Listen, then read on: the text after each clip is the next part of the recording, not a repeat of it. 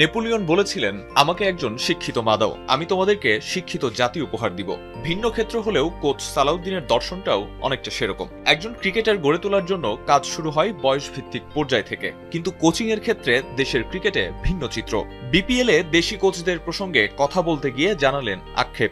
কিভাবে আমাদের coach develop করতেছেন সেটাও একটা প্রসেসের মাধ্যমে। আপনি যখন একটা প্লেয়ার যখন তৈরি করেন তার পিছনে কিন্তু আপনারা অনেক ইনভেস্ট করেন, সেটা 19 থেকে হোক, আন্ডার এজ লেভেল থেকে শুরু হয়, তা আস্তে আস্তে আপনাকে গড়ে তোলেন। বাট কোচদের কিন্তু ওইভাবে আসলে সেই সুযোগ সুবিধা নেই। আমার মনে হয় যে ভবিষ্যতে এটার দিকেও নজর দিলে বোটো আমাদের কোচদের জন্য অনেক লাভ হবে। প্রায় 1 বছর ধরে হেড কোচ ফিল সিমন্সের সঙ্গে কাজ করছেন সালাউদ্দিন। সেই অভিজ্ঞতা থেকেই বিদেশি কোচদের সাথে দেশি কোচদের তুলনামূলক পার্থক্য ব্যাখ্যা করেছেন, জানিয়েছেন ফিল সিমন্সের বিশেষত্ব।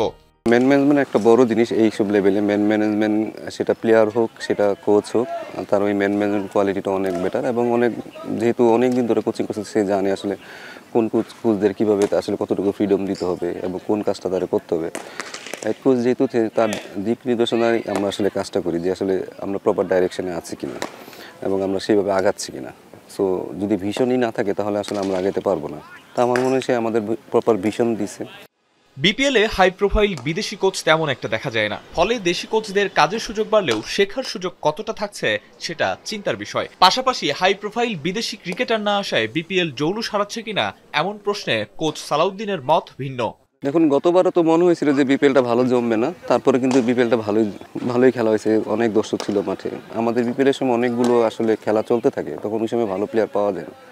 তো একটা যদি ভালো উইন্ডো যদি খুঁজে পায় কোনো সময়, যে সময় আসলে হয়তো একটা হয়তো খেলার সাথে ক্ল্যাশ করে, তখন কিন্তু আমরা ভালো প্লেয়ার পাবো অনেক। জৌলুস হারা করে ডিপেন্ড করবে আসলে খেলার কোয়ালিটির উপর এবং এক্সাইটমেন্ট কীরকম হয়। তো আমার মনে হয় যে এবার মোটামুটি সবাই ভালো টিম করছে, ব্যালেন্স টিম করছে, এবার খেলাটা ভালো হবে। কোচদের কাজ দেখা যায় মাঠে, তবে মাঠের বাইরে হোমওয়ার্কও জরুরি। নিজের স্পেশালিটির পাশাপাশি কোচ সালাউদ্দিন জানিয়েছেন সেই অভিজ্ঞতাও। আমি যদি এখন মনে করি যে আমি এখানে স্যাটিসফাই, তাহলে তো আমার এখন আর পড়াশোনা না করলেও চলবে, ঠিক না? বা আমি এখন ওইভাবে ক্রিকেট চিন্তা না করলেও চলবে, কারণ আমি তো এখন তো ন্যাশনাল টিমে আছি। আর কি পাবো? বাট নিজেকে তো প্রতিনিয়ত আপগ্রেড করতে হয়। সেটা আপনি কোচ হন, প্লেয়ার হন, যেই হন, আপনি যেই প্রফেশনেই থাকেন, আপনাকে আপগ্রেড করতে হবে, কারণ খেলাটা সবসময় দিনকে দিন এগিয়ে যাচ্ছে। আমি পরিশ্রম করতে পছন্দ করি, মাঠে খাটতে পছন্দ করি। যতটুকু আমার নলেজ আছে ততটুকু যেন আমি ছেলেদের দিতে পারি, সেটাই, যাদেরকে যেন হেল্প করতে পারি, সেটাই। আরিফুল ইসলাম সাহাব, এখন, ঢাকা।